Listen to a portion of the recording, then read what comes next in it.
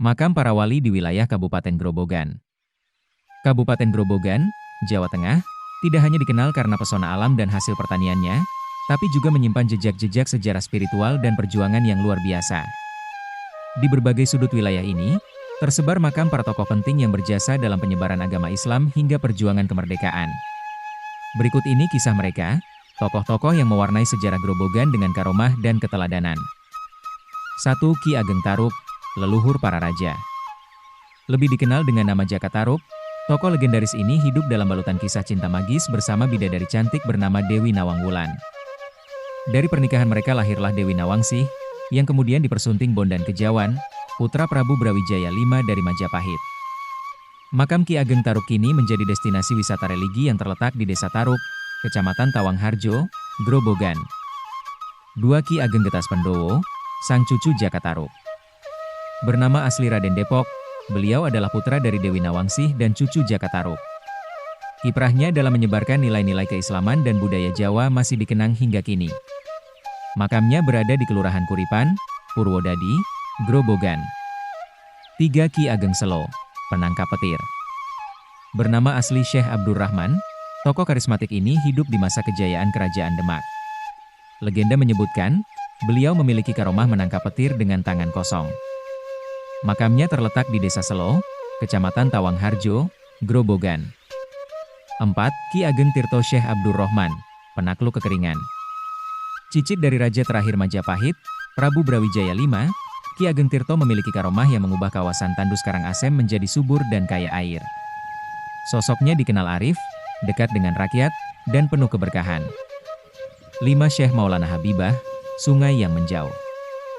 Wali pertama di daerah Tambak Selo ini wafat dan dimakamkan di tepi sungai.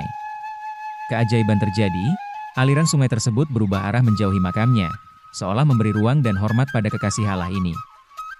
Makamnya berada di Karangasem, Tambak Selo, Wirosari, Grobogan. 6. Sunan Ngatas Angin, ulama dari negeri timur. Juga dikenal sebagai Daeng Mengemban Ati Soang, beliau adalah pangeran dari Kerajaan Goa, Makassar. Keilmuannya luar biasa, karomahnya mampu menghalau angin yang merusak. Beliau wafat dan dimakamkan di Dusun Tahunan, Desa Putatsari, Grobogan. 7. Kiai Hasan Rohmat, putra Panembahan Senopati dari Mataram. Dikenal juga sebagai Pangeran Teposono, beliau adalah keturunan langsung Panembahan Senopati, pendiri Mataram Islam. Makamnya berada di daerah Lebak, Grobogan, dan menjadi tempat ziarah masyarakat setempat. 8. Syekh Abdurrahman Tongpait, penyebar Islam Menawan. Disebut juga Raden Kiai Santri, beliau adalah ulama yang pertama kali membawa ajaran Islam ke Desa Menawan, Kecamatan Kelambu.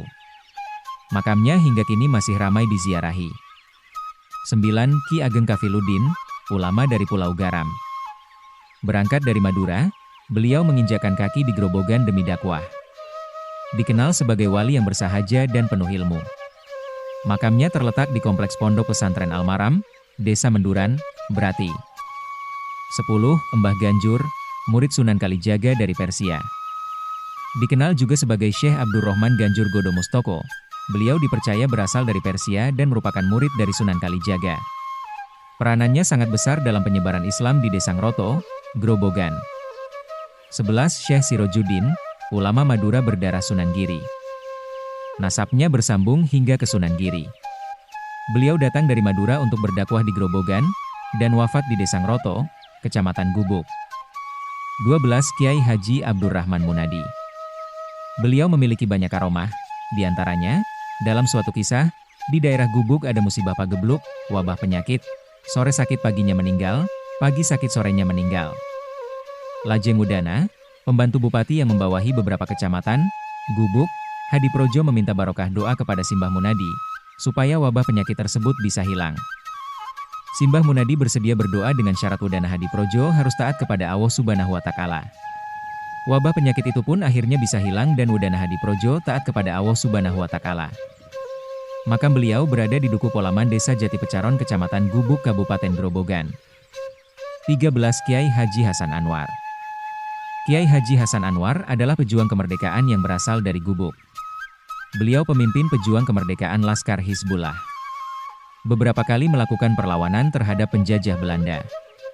Perjalanan heroisme Mbah Hasan Anwar terhenti saat bersama laskar yang dipimpinnya melakukan aksi penyerangan ke pos pertahanan Belanda, pada hari Ahad Pon malam Senin Wage tanggal 14 Zulkodah 1336, bertepatan tanggal 23 malam 24 September 1947. Beliau gugur bersama 19 syuhada lainnya. Makam beliau berada di samping Masjid Hasan Anwar, sebelah timur Pasar Gubuk. 14. Kiai Santri Joko Suro. Kiai Santri Joko Suro adalah murid Kanjeng Sunan Kalijogo, yang meninggal saat perjalanan pulang ke Demak dalam misi pencarian kayu jati untuk bahan pembangunan Masjid Agung Demak. Kiai Santri dimakamkan di suatu tempat dan makam itu dirawat oleh seorang penggembala yang mengetahui bahwa makam itu merupakan makam seorang santri Kanjeng Sunan Kalijogo. Karena tidak tahu nama santri itu, oleh sang penggembala, makam itu pun disebut dengan nama Makam Santri, yang kelak populer dengan nama Makam Kiai Santri. Setiap Jumat Wage, banyak peziarah datang ke makam Kiai Santri.